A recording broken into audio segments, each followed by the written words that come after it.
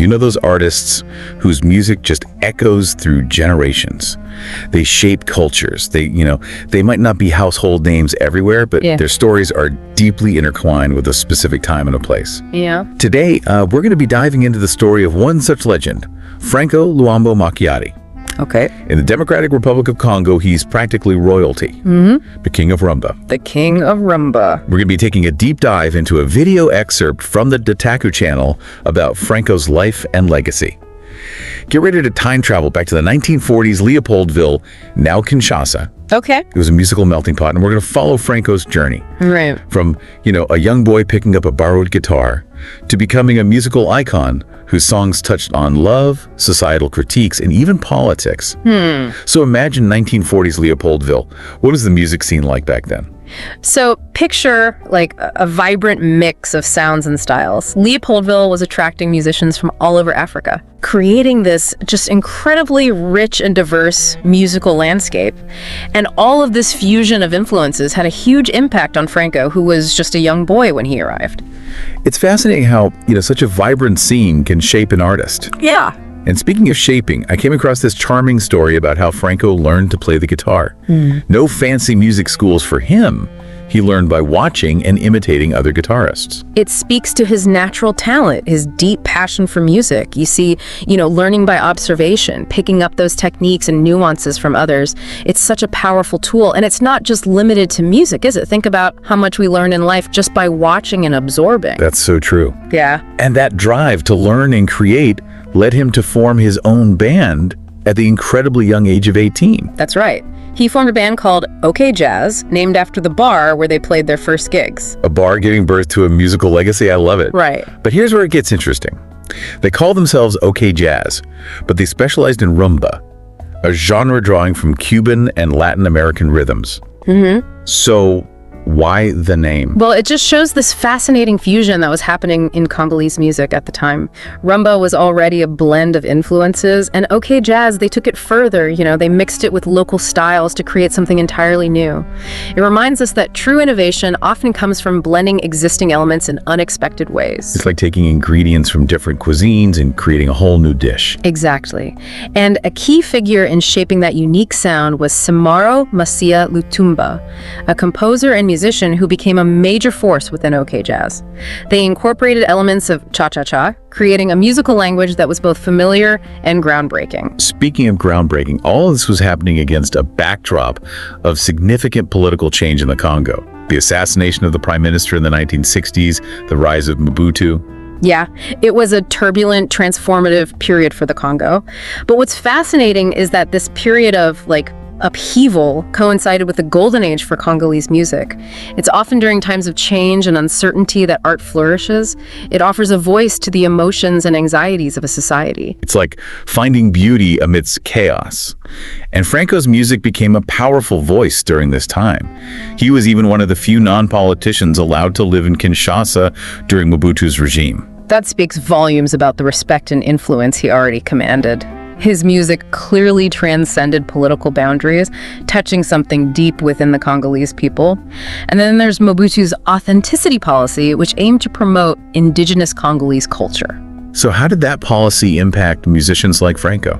Well, think of it this way. Mobutu's policy, although complex and controversial, in some ways it aligned with what artists like Franco were already doing. Okay. Celebrating Congolese identity through their music, it created a context where their work was not only accepted but encouraged, further elevating their status. So it wasn't just about the music itself, right? Franco's lyrics carried weight too. Absolutely. He wasn't just an entertainer, he was a commentator on society, reflecting its complexities and contradictions through his lyrics. Dr. Manda Chebwa from the Ministry of Culture and Arts even called Franco a painter of society, someone who captured the essence of his time through music. And it wasn't just broad societal themes, was it? Even his personal life found its way into his songs. His first wife, Pauline Maboyo, shared that he often responded to conflict, not through arguments, but by writing songs about it. That's an incredible way to channel emotions and process experiences, wouldn't you say? It highlights the power of art as a form of expression, a way to work through personal struggles and share those experiences with the world. And for Franco, it was also a way to engage in social commentary, to spark conversations, and to challenge the status quo. And one recurring theme in his music was the role of women. His portrayal was often seen as critical, even controversial. Yes, and it's led to much debate over the years. Some see it as misogyny, while others argue it reflects the complex gender dynamics of the time. It's crucial to remember that we're looking at his work through the lens of today's values. But it also raises important questions about how we engage with art from different eras. Do we dismiss it outright if it doesn't align with our current values? Or do we try to understand it within its historical context while acknowledging its potential flaws? That's a challenging question. Yeah. How do we appreciate the art while also recognizing the potentially harmful messages it might have conveyed? It requires a nuanced approach.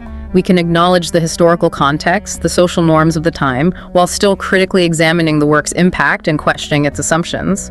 It's not about condoning problematic aspects, but rather using them as a starting point for dialogue and understanding. It's like saying, this was made in a different time with different social norms, but let's not shy away from discussing the parts that might feel uncomfortable or even offensive today.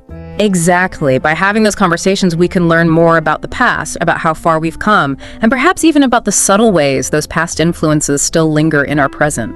It's almost like Franco's music is still prompting debate, still challenging us all these years later. And that's not even getting into the musicality itself, the innovation, the way he blended genres, creating something truly unique. Right. Think about OK Jazz, a jazz band that wasn't playing jazz at all. They took Cuban rumba, added local Congolese rhythms, and created this hybrid sound that became synonymous with the whole era of music. And it wasn't as if he was working in isolation either. He had rivals, competitors, other talented musicians pushing him to constantly innovate and stay at the top of his game for decades. It's a testament to his talent and drive that he managed to stay relevant for so long. Absolutely. He didn't just ride the wave of popularity. He constantly evolved, adapted, and stayed ahead of the curve. That kind of longevity, it speaks for itself. He wasn't afraid to experiment and push the boundaries of Congolese rumba. For instance, he incorporated elements of soul, funk, and even rock into his music, creating a sound that was both rooted in tradition and forward-looking. It's incredible how he managed to blend these seemingly disparate genres so seamlessly. It speaks to his deep understanding of music and his ability to connect with audiences on multiple levels. Exactly. And that willingness to experiment, to push boundaries, is a hallmark of a true musical innovator. He wasn't content with simply replicating what others were doing. He was constantly seeking new ways to express himself and connect with his listeners. And his later years took a particularly poignant turn. In 1987, he released a song called Beware of AIDS, and shortly after, he became seriously ill himself. It's a heartbreaking chapter in his story, and it highlights the power of music to address social issues, to raise awareness, and to spark dialogue around difficult topics.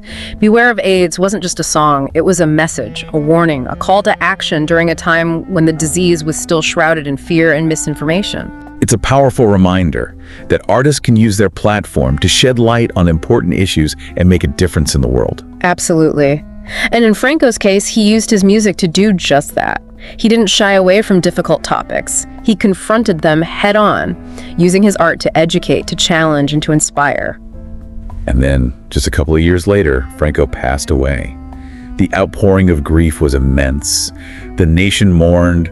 Mobutu declared 5 days of national mourning, which is a pretty powerful statement, wouldn't you say? It really does highlight the impact, Franco had on the Congolese people. Yeah. His music was more than just entertainment. It was like a soundtrack to their lives, a reflection of their joys, their struggles, their hopes, and their dreams. He had become woven into the very fabric of their culture. It's incredible how music can have that kind of power. Yeah. It's like, a shared language that transcends words, and it connects people on a deper level. Exactly. And in Franco's case, he used that language to paint a vivid picture of Congolese society, didn't he? He wasn't afraid to tackle sensitive topics. To use his lyrics to comment on social issues, political events, and even personal relationships.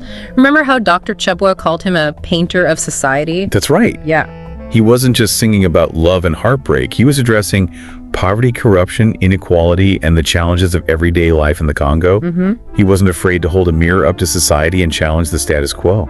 And he did it with wit, with satire, and sometimes even with biting criticism. Yeah. But he also celebrated the beauty and resilience of the Congolese people, their culture, their traditions, and their spirit. Yeah. His music was a complex tapestry reflecting the full spectrum of human experience. I'm starting to understand why he was so beloved, even by those in power. Yeah. It's one thing to sing catchy tunes. It's another to use your music to spark conversations, challenge assumptions, and potentially even influence change. And remember, he was doing all of this against a backdrop of immense political upheaval and social transformation. The Congo was going through a period of intense change, and Franco's music captured the energy, the anxieties, and the aspirations of that moment. He was living through it all, wasn't he? He was. The struggle for independence, the rise of Mobutu, the complexities of post-colonial life, it was all happening around him, and he channeled those experiences into his music. And that's what makes his music so fascinating to explore. Yeah. It's a time capsule, a window into a specific era, a way to understand the hopes and fears of a generation. Right. But it also transcends its historical context. The themes he addressed, love, loss, betrayal, societal injustice, the search for identity. Yeah. These are universal human experiences that resonate with listeners across time and cultures. That's the mark of truly great art, isn't it? It is. The ability to speak to something universal, something that transcends time and place. Yeah. And one of the recurring themes in Franco's music was the role of women. His portrayal was often seen as critical, even controversial. Yes, and it's a complex issue. Some argue that his lyrics perpetuate negative stereotypes about women, while others defend them as reflections of the prevailing social attitudes of the time. But even if we acknowledge the historical context, some of his lyrics can be pretty jarring to modern ears, can't they? Absolutely, and it's important to have those conversations, to question those portrayals, and to understand how they might have contributed to harmful gender dynamics. Right. But it's also important to avoid simply dismissing his work outright. So how do we navigate that tension? How do we appreciate the artistry and cultural significance of his music while also acknowledging the potentially problematic aspects? It's a challenge, but it's a challenge worth engaging with. Okay. We can listen, critically analyze the lyrics, and consider their impact within the broader context of his work and the society in which it was created. It's like saying we can appreciate the beauty of this painting while also recognizing that the artist might have held some views that we find reprehensible today. Exactly. We can hold both those ideas in our minds at the same time. It's about nuanced perspective and engaging in thoughtful discussion rather than rushing to judgment. And speaking of judgment, it's interesting how Franco's music often challenged traditional moral codes and societal norms. Right. He wasn't afraid to sing about taboo subjects like infidelity, prostitution, and the complexities of urban life. That's right. He was pushing boundaries, provoking conversation, and sometimes even courting controversy. Yeah. But he was also reflecting the realities of life in the Congo, particularly in the bustling urban centers like Kinshasa. His music captured the vibrancy, the energy, and sometimes the darkness of city life. And he was doing it all with this incredible musicality. He was. The way he blended genres, the infectious rhythms, the soaring vocals. It's impossible not to tap your feet when you hear his music. He was a master of creating a groove. Yeah. A hypnotic blend of Congolese rumba, Cuban sun, and elements of jazz, soul, and funk. Wow. His band OK Jazz was a musical powerhouse, featuring some of the most talented musicians in the Congo. And Franco himself was a charismatic frontman, a true showman who commanded the stage and captivated audiences. I can only imagine the energy of those OK Jazz concerts. Oh yeah. It must have been an incredible experience. I bet it was electric. Yeah. Imagine a packed dance hall, people moving to the music, singing along, lost in the rhythm. Wow. It was a communal experience, a celebration of life, a release from the everyday struggles, and a chance to connect with something larger than yourself. It sounds like a true escape, a way to transcend the challenges of daily life and find joy and connection through music. Exactly, and that's one of the enduring legacies of Franco's music. It's music that makes you want to move, to sing, to celebrate life. Yeah. But it's also music that makes you think, that challenges your assumptions, and that prompts you to engage with the complexities of the world around you. It's a powerful combination, isn't it? It is. Entertainment and social commentary, joy and reflection, all woven together into this incredibly rich tapestry of sound. It is, and it's what makes Franco Luambo Makiadi such a fascinating and enduring figure? Yeah. Right. He wasn't just a musician, he was a cultural icon, a voice of his generation, and an artist who continues to inspire and provoke us all these years later. And speaking of provocation, one of the most interesting aspects of Franco's career was his relationship with Mobutu Sese Seko, the authoritarian leader of Zaire, which is what the Congo was called at the time. That's a fascinating dynamic. Yeah. On the one hand, Franco was clearly a beneficiary of Mobutu's authenticity policy, which promoted indigenous Congolese culture and helped elevate the status of musicians like him. But on the other hand, some of his songs seemed to criticize Mobutu's regime, didn't they? Yes, and that's where the nuance comes in. Okay. Franco was a master of walking that tightrope between celebration and critique. Right. He could praise the government's efforts to promote Congolese culture while also subtly pointing out its flaws and hypocrisies. He used metaphors, allegory, and wordplay to convey his messages, leaving listeners to decipher his true intentions. It sounds like a risky strategy, especially under an authoritarian regime. It was, but Franco was incredibly skilled at navigating those treacherous waters. Yeah. He understood the power dynamics at play, and he knew how to use his music to push boundaries without crossing the line into outright dissent. Right. It was a delicate dance, but he managed to pull it off for decades. It's a testament to his intelligence and his understanding of the political landscape. Yeah. He wasn't just a talented musician, he was a shrewd operator, someone who knew how to use his art to navigate the complexities of power. Exactly, and that makes his story even more compelling. Yeah. He wasn't just creating music in a vacuum, he was operating within a complex and often dangerous political system. Right. His ability to thrive in that environment, to maintain his popularity and influence while also expressing his views, speaks volumes about his character and his artistry. And let's talk about that artistry for a moment. Okay. What made Franco's music so unique? What set him apart from other Congolese musicians of the time? Well, there are several factors at play. First, there's the sheer breadth of his musical influences. He wasn't just drawing from Congolese rumba, he was incorporating elements of Cuban sun jazz, soul funk, and even rock into his music. So he was a true innovator, blending genres and creating something entirely new. Absolutely. And he was constantly evolving, pushing boundaries, and experimenting with new sounds. Yeah. He wasn't content to simply replicate what others were doing. He was always striving to create something fresh and original.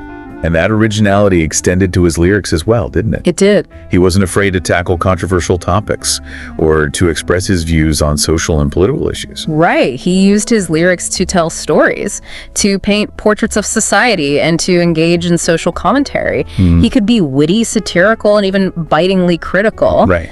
But he also had a deep understanding of human nature, and he could convey empathy and compassion in his songs as well. It sounds like he was a master storyteller. Yeah. Someone who could use music and words to capture the full range of human experience. He was, and that's one of the reasons why his music continues to resonate with listeners today. It's not just about the catchy melodies or the infectious rhythms. It's about the stories he tells, the emotions he evokes, and the insights he offers into the human condition. And let's not forget the importance of his band, OK Jazz. Oh, yeah. They were more than just backup musicians. They were a musical force in their own right, weren't they? Absolutely. OK Jazz was a collective of incredibly talented musicians, many of whom went on to have successful solo careers. Wow. They were a tight-knit unit, and their musical chemistry was undeniable. They could play with precision, with energy, with passion, and with a deep understanding of Franco's musical vision. So it was a true collaboration, a synergy between Franco's creative genius and the talent and skill of his bandmates. Exactly, and that collaboration resulted in some of the most iconic and enduring music to come out of the Congo. Yeah. Their music was a fusion of tradition and innovation of local and global influences, and it helped to define a generation and shape the sound of Congolese music for decades to come. It's a remarkable legacy, isn't it? It is. To have created a body of work that not only entertained millions, but also challenged societal norms, reflected the complexities of a nation in transition, and helped to shape the cultural landscape of an entire continent. It truly is, and it's a testament to Franco's talent, his vision, his courage, and his enduring impact on the world of music. And speaking of impact, let's talk about Franco's legacy. Okay. How did his music influence subsequent generations of Congolese musicians? Well, Franco's influence is immeasurable. Yeah. She set a standard for excellence, for innovation, and for social commentary that continues to inspire musicians today. So he wasn't just a great musician, he was a pioneer. a trailblazer who opened up new possibilities for Congolese music. Absolutely. He expanded the boundaries of Congolese rumba, incorporating elements of other genres and creating a sound that was both rooted in tradition and forward-looking. He also showed that music could be a powerful tool for social commentary, for challenging the status quo, and for giving voice to the hopes and struggles of a people. And did he have any direct protégés or students who carried on his musical legacy? Yes, several musicians came up through the ranks of OK Jazz and went on to have successful solo careers. Wow. Some of them stayed true to the classic Congolese rumba sound, while others experimented with newer genres and styles. But all of them carried with them the influence of Franco's musical vision and his commitment to using music to tell stories and engage with the world around them. It was like a musical family tree with Franco as the patriarch and his influence branching out through generations of musicians. Exactly. And that tree continues to grow and evolve, with new branches emerging and new fruits being born, all carrying within them the genetic code of Franco's musical genius and his enduring legacy. And that legacy extends beyond the Congo, doesn't it? It does. His music has found fans all over the world. That's right. His music has transcended national boundaries and become part of a global musical conversation. Yeah. His songs have been sampled by hip-hop artists, covered by rock bands, and featured in films and documentaries. Wow. His influence can be heard in the music of artists from all over the world, from Latin America to Europe to Asia. It's incredible to think that a musician from a small village in the Congo could have such a far-reaching impact on the world of music. It is, but it speaks to the power of music to transcend borders, to connect people across cultures, and to leave an indelible mark on the world. Yeah. Franco's music is a testament to the enduring power of human creativity and the ability of art to touch our hearts and minds long after the artist is gone. And speaking of the artist being gone, Franco's later years were marked by both personal and professional challenges, weren't they? Yes, he faced health issues, financial difficulties, and political pressures. But he continued to make music, to tour, and to connect with his fans until the very end. Wow. His final album, Attention Nasida, was a powerful statement about the AIDS epidemic that was ravaging Africa at the time. It's a testament to his courage and his commitment to using his music to address important social issues, even in the face of his own mortality. Absolutely. He wasn't afraid to confront difficult topics or to use his platform to raise awareness and advocate for change. Right. He understood that music could be more than just entertainment. It could be a powerful tool for social good. And his death in 1989 was a huge loss for the Congo and for the world of music. His passing was mourned by millions, and his legacy continues to inspire and influence musicians and music lovers around the globe. So as we wrap up this part of our deep dive into Franco's life and legacy, what's the one thing you hope our listener takes away from this conversation? I hope they're inspired to explore Franco's music, to discover the richness and depth of his artistry, and to appreciate the power of music to transcend borders, to connect people across cultures, and to leave a lasting impact on the world. And I hope they're also inspired to dig deeper into the stories behind the music, to understand the historical and cultural context in which it was created, and to appreciate the complexities and nuances of Franco's life and legacy. That's a great point. It's not enough to simply listen to the music. We need to engage with it critically, to understand its meaning and its significance within the broader context of history, culture, and society. And speaking of context, one of the things that struck me about Franco's story was the way he navigated the political landscape of Zaire. Yeah. He managed to maintain his popularity and influence while also subtly criticizing the Mobutu regime. How did he manage to walk that tightrope for so long? Well, it was a delicate balancing act. Okay. On the one hand, he benefited from Mobutu's authenticity policy, which promoted indigenous Congolese culture and elevated the status of musicians like him. But on the other hand, he wasn't afraid to use his music to subtly challenge the status quo, to poke fun at the government, and to address social issues that the regime might have preferred to sweep under the rug. Exactly. He was a master of double entendre, of using metaphor and allegory to convey his messages without being overtly critical. So he was playing a dangerous game, but he played it brilliantly. He did, Yeah. and it's a testament to his intelligence, his wit, and his understanding of the power dynamics at play. Yeah. He knew how to push boundaries without crossing the line into outright dissent. It's a fascinating example of how art can be both a tool of the establishment and a voice for dissent, sometimes simultaneously. It is, and it raises important questions about the role of artists in society. about the relationship between art and power, and about the ways in which art can be used to both reinforce and subvert dominant narratives. And in Franco's case, he managed to do both. He did. He celebrated Congolese culture and identity,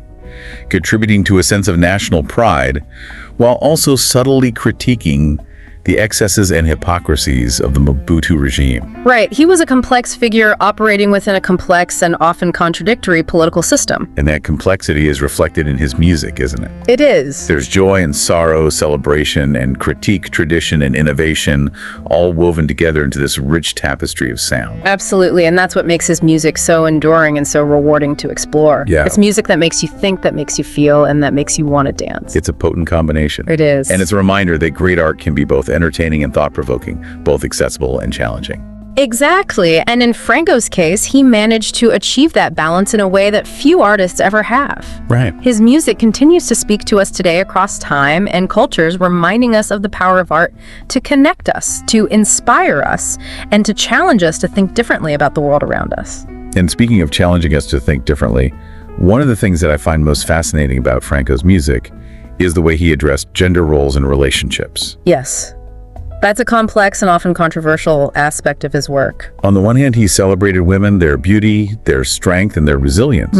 But on the other hand, he also portrayed them as manipulative, deceitful, and even dangerous. Right, and that duality, that tension between celebration and critique is what makes his work so interesting and so challenging. Yeah. He wasn't offering simple answers or easy solutions. Right. He was exploring the complexities of human relationships, the dynamics of power and desire, and the ways in which societal norms and expectations shape our interactions with one another. And he wasn't afraid to challenge those norms, was he?